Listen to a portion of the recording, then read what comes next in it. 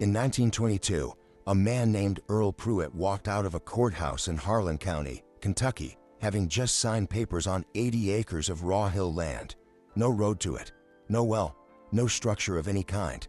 He had a wife, 3 children, a mule, and a set of skills so complete that within 14 months that land fed his family through a full winter without a single trip to a store.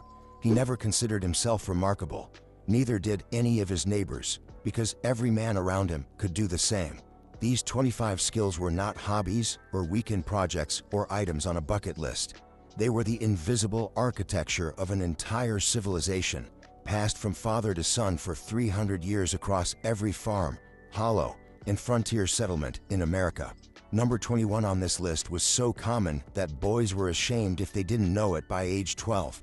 Number 8 saved families from starvation during the Depression with no government program, no food bank, and no outside help.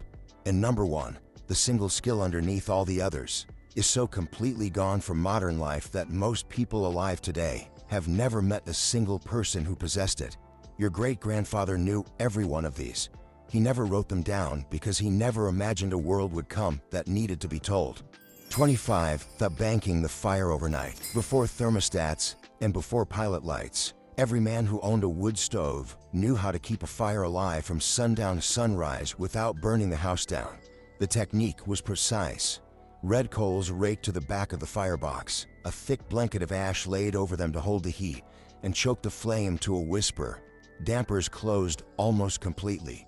Done correctly, those coals waited 8 hours under their ash blanket, patient and alive, ready to catch fresh kindling in under a minute when the first person rose before dawn. Done wrong, the fire died in the night and a family woke to frozen pipes and a morning loss to recovery. A box of matches cost 3 cents in 1910, but time on a working farm was worth more than matches.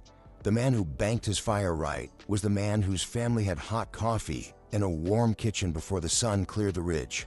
That skill is gone now, along with the men who practiced it every night of their adult lives without once thinking it worth recording. 24.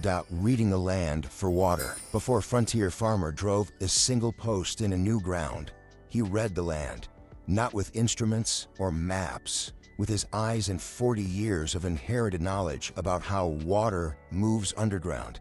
He looked for the depression in a field where the grass grew a darker green in July. He looked for cottonwoods and willows that refused to grow anywhere their roots couldn't reach moisture. He looked for the way frost melted unevenly in March, faster over the places where warm groundwater ran near the surface. He washed his cattle. Animals that wandered to the same corner of the pasture every afternoon were telling him something. A dry well in 1880 cost 3 weeks of farmhands' wages to dig and abandon. A man who could read the land before he dug saved that money every single time. Modern hydrological surveys cost thousands of dollars. Your great-grandfather did it with a walk across the property before breakfast.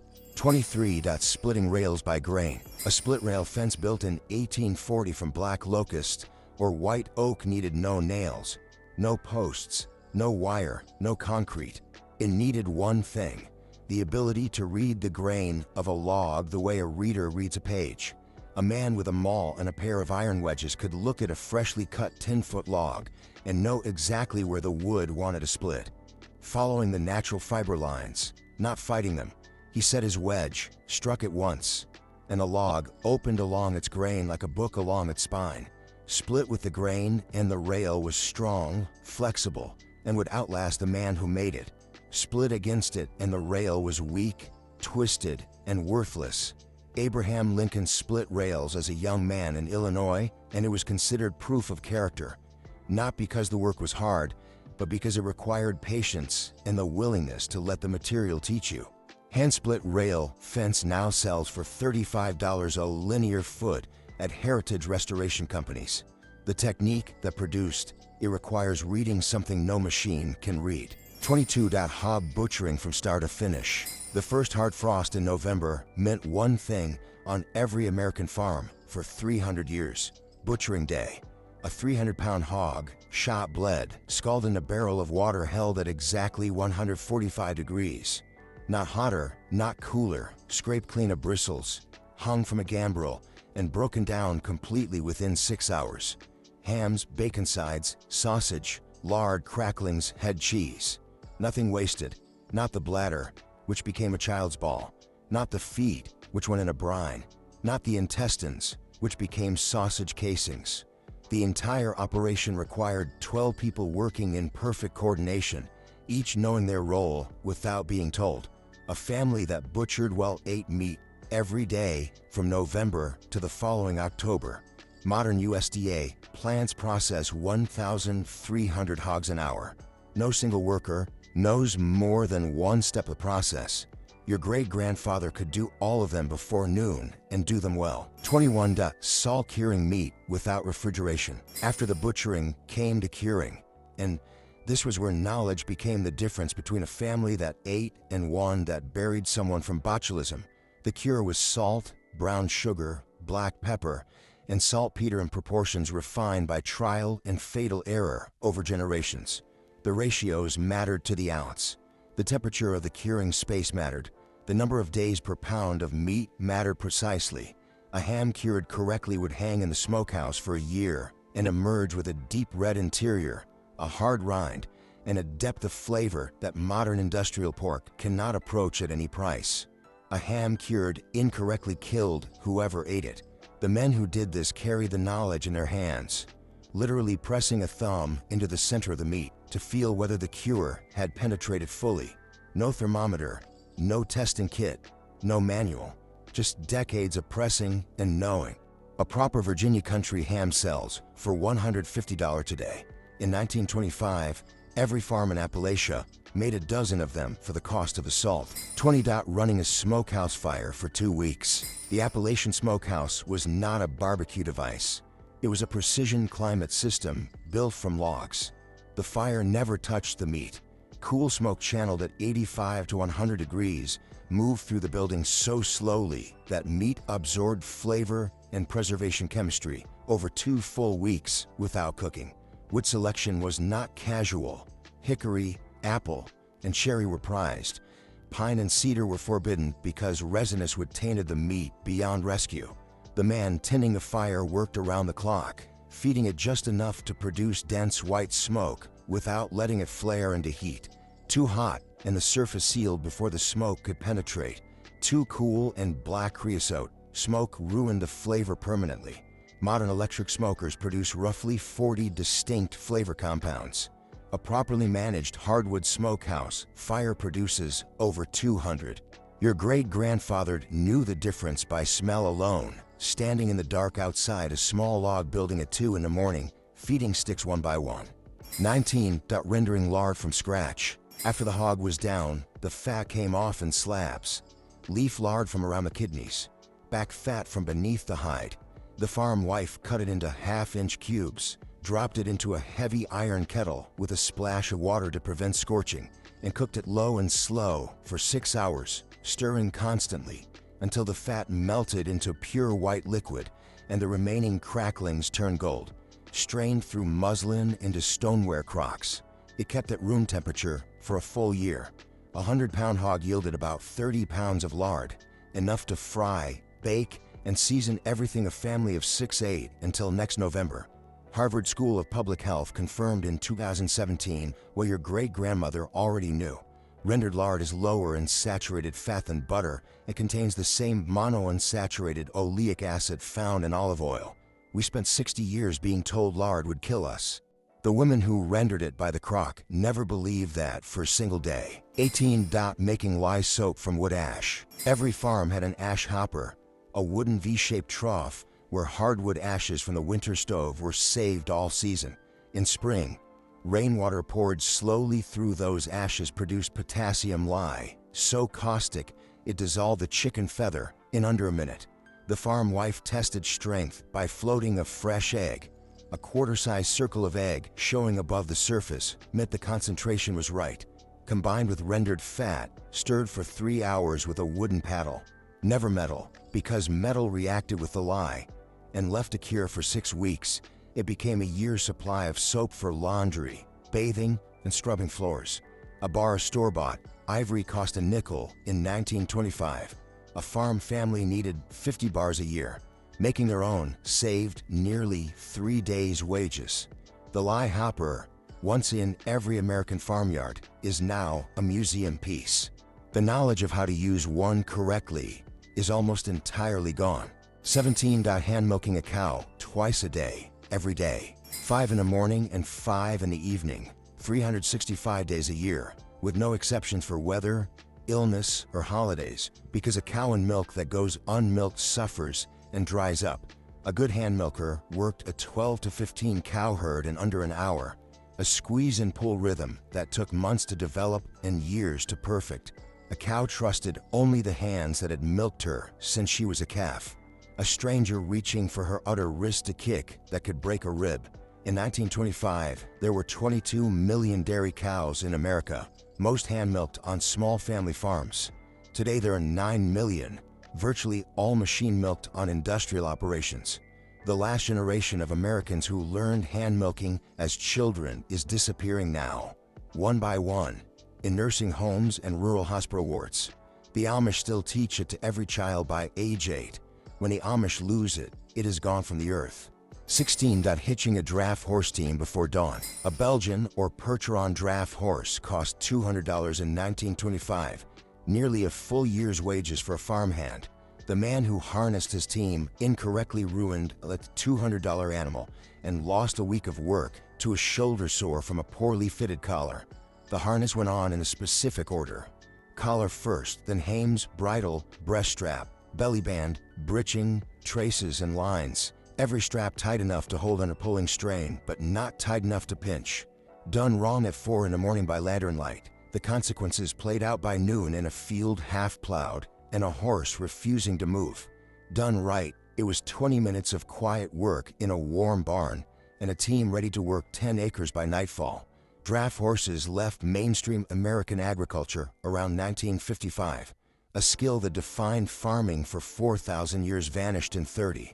15. Keeping a sourdough starter alive for decades. Every farm kitchen had a crock of sourdough on the back of the stove, a living colony of wild yeast and lactobacillus fed daily with a cup of flour and a cup of water, used partly for biscuits and bread, and never allowed to die.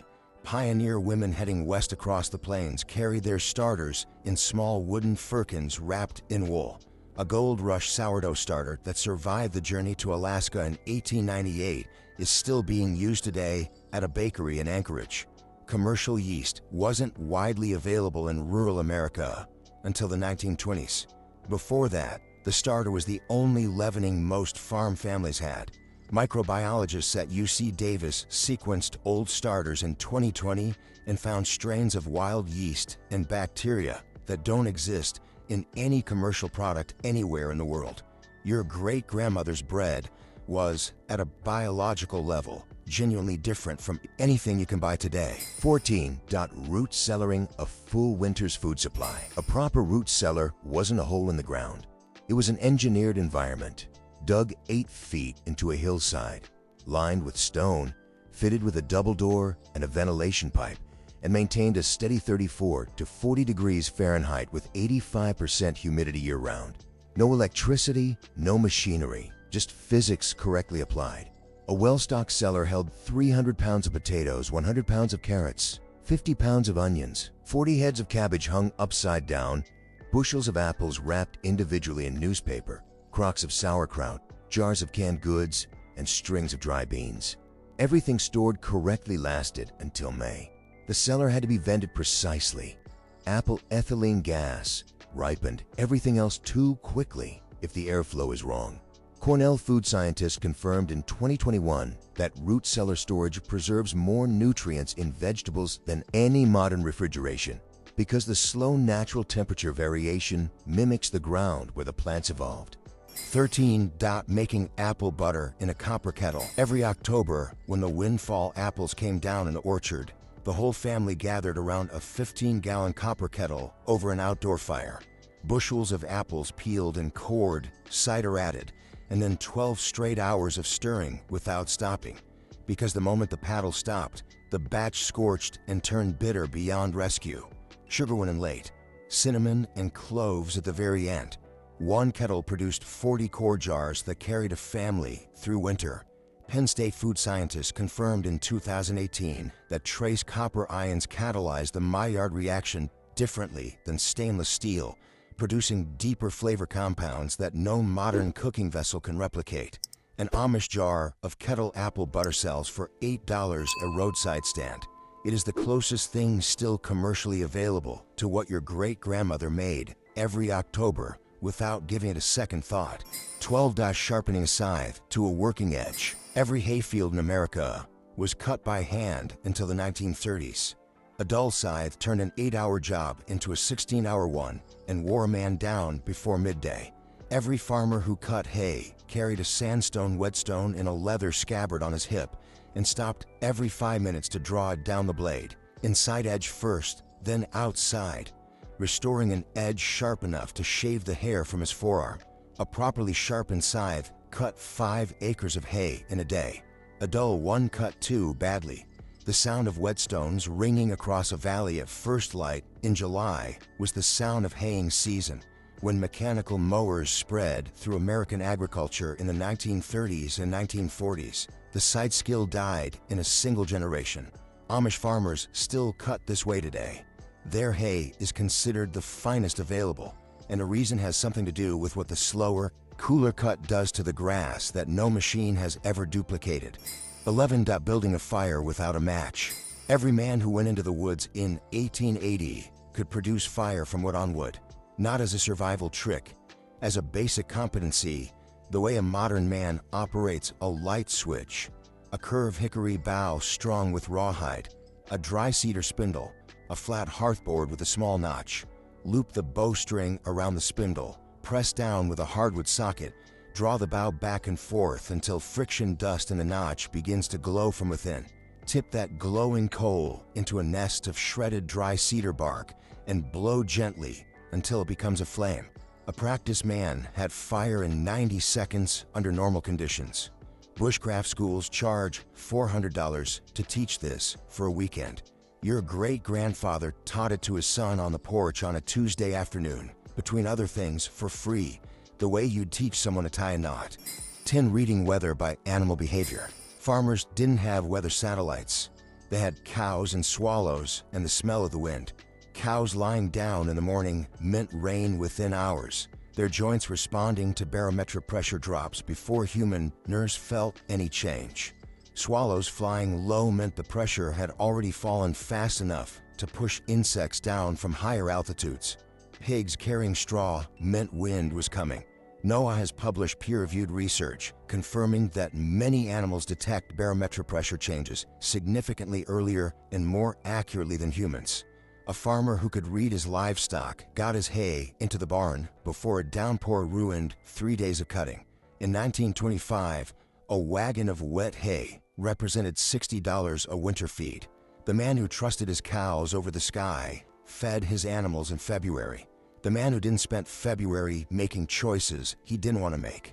9. Candling eggs for freshness by hand. Before refrigeration and commercial grading, every farm wife and every child on the farm learned to hold an egg up to a candle flame in a dark pantry and read what was inside. A fresh egg glowed clear amber with a small, tight air pocket at the wide end. An older egg showed a larger, wobbly air sac. A fertilized egg that had begun developing showed dark branching veins. A rotten egg looked uniformly gray, and no one who had smelled what came out of one made the mistake twice. A dozen eggs sold for 35 cents in 1925. A farmer who shipped rotten eggs to the grain elevator lost his contract and his reputation in the same hour. City women paid a premium for candled eggs from farms that did the work. Supermarkets now machine candle by the millions with electronic sensors. The skill of reading an egg by hand and eye, knowing what each shadow and movement meant, has been replaced entirely by a machine that does one thing very fast and knows nothing else. 8. Fermenting a winter's supply of sauerkraut.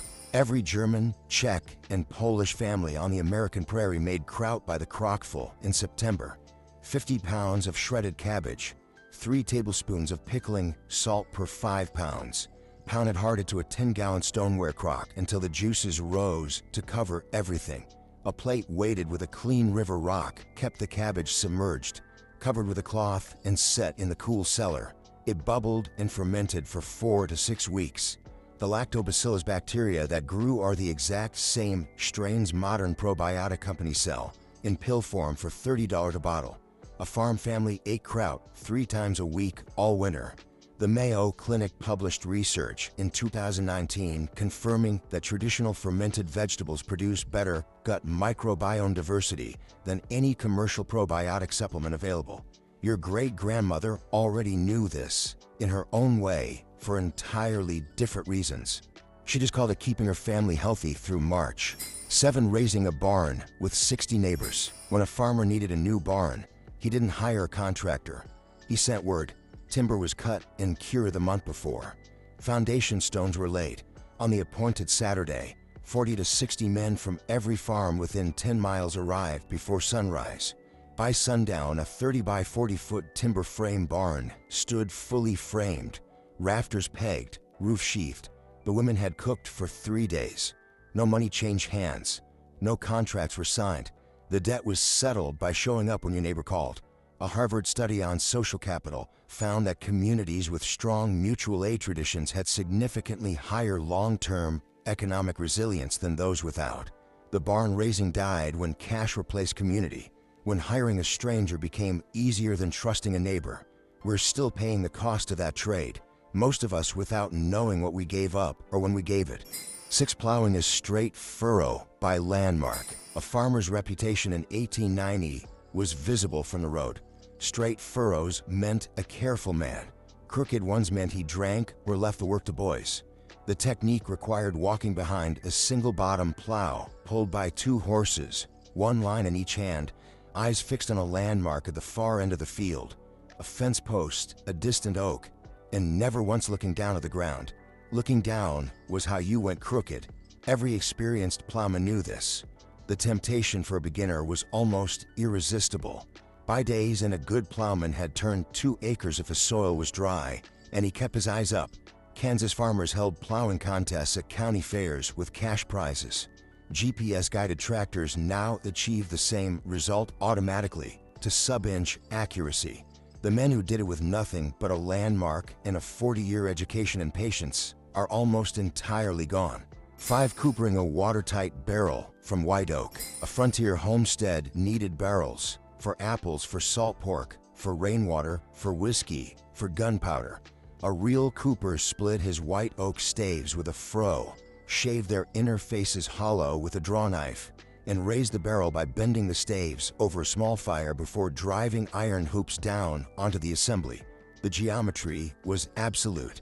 Every stave had to match its neighbor in curve and taper to within a fraction of an inch. A gap between staves leaked. A stave that didn't taper correctly burst under pressure. In 1880, over 45,000 coopers worked in America. By 1970, that number had fallen below 2,000. Outside the bourbon industry, which still requires charred white oak barrels by federal law, coopering barely exists. The smell of fresh split white oak and coal fire that defined every American market town for 2 centuries has left without a trace and without a proper farewell. 4. Brain tanning a deer hide to buckskin. Every mammal has almost exactly enough brain matter to tan its own hide, a fact that Cherokee and Scots-Irish mountain hunters used as a practical guide for 300 years. The hide was first fleshed with a bone scraper, then soaked in a slurry of warm water and mashed deer brain. The lecithin in the brain broke down the collagen bonds in the leather, making it incredibly soft. Then came the smoke, the part almost no one understands now. The hide was sewn into a tube, hung over a smoldering punkwood fire for 4 hours, and the smoke chemically set the fibers so the leather stayed soft permanently, even after getting wet. Factory leather stiffens when wet and stays stiff when it dries. Brain-tanned buckskin returns to exactly the same softness every time. The Smithsonian spent 2 years trying to document this process before the last man who knew it properly died in a nursing home outside Boone, North Carolina. He took the exact sequence of the smoking step with him. Free darning a sock to last another year. Nobody threw away a sock with a hole. The farm wife kept a smooth maple darning egg in her mending basket, slipped it inside the worn fabric, stretched the hole tight over the curve of the wood, and wove replacement thread across the opening. Warp threads laid parallel, weft threads woven through, until the hole disappeared beneath a patch matched to the original tension and strength. A good darn lasted another full year of hardware. A pair of wool socks cost 25 cents in 1925, and with 6 children on a working farm, the mending basket was never empty. Every Sunday evening after supper, mothers and grandmothers sat by the kerosene lamp, working through the week's damage, while children sat nearby watching, absorbing without knowing they were learning. Girls knew the stitch by age 7. Today, fewer than 15% of American women can darn a sock. The darning egg sits in antique shops priced at $20. A curiosity where once it was the most used tool in the house. 2 putting up a year's food in one summer. This was the master skill, the one that contained all the others. Every farm wife in America worked from April through October with a single purpose: stocking the cellar with enough food to carry her family through the next 12 months. 400 jars of canned vegetables, 80 quarts of fruit, 50 pounds of dry beans, smoked hams, salted bacon, crocks of butter and sauerkraut, strings of dried peppers and herbs from the rafters, cheese wheels aging in cheesecloth. She planned menus a full year in advance. She knew exactly how many jars of green beans her family ate between New Year's and Easter, and she put up that many plus a margin for gas and hard winters. No grocery store, no refrigeration, no safety net of any kind. Just a woman, a garden, a cellar, and the inherited knowledge of 3 generations of women before her. The USDA estimated in 1925 that the average American farm family was 90% self-sufficient in food. Today that number is below 2%. 1, knowing your land well enough to live from it. This was not one skill. It was every skill on this list, and 50 more accumulated over a lifetime and inherited from the lifetime before that. A man who truly knew his land knew which hollow held standing water in a dry July and which drained in a wet spring. He knew which slope his corn grew best on and why. He knew which trees gave firewood that burned hot and which gave smoke right for the smokehouse. He knew the soil, not from a test kit, but from its color and smell and texture in his hands, from watching what grew there voluntarily and what refused. He knew his animals individually, their temperaments, their cycles, and the small changes in behavior that came 3 days before illness showed itself in any visible way. He knew how much food his family needed to survive a hard winter, and he produced it, all of it, from his land, with his hands. He carried a complete civilization in his head. He went to his grave with it, because no one thought to ask him to write it down before it was too late. That is the real loss, not the skills themselves. The loss of a world in which a man could be that complete. Here is the challenge. Pick one of these. Just one. Make a sourdough starter. Learn to read the sky by what your dog does before storm. Find out what your great-grandfather did before you forget that he ever did anything at all. These were not hobbies. They were the foundation of a country that fed itself, housed itself, and needed nothing from anyone it hadn't built with its own hands. We gave all of it away in a single lifetime, and we gave it away so quietly, so completely, that most of us didn't notice until the men who knew were already gone.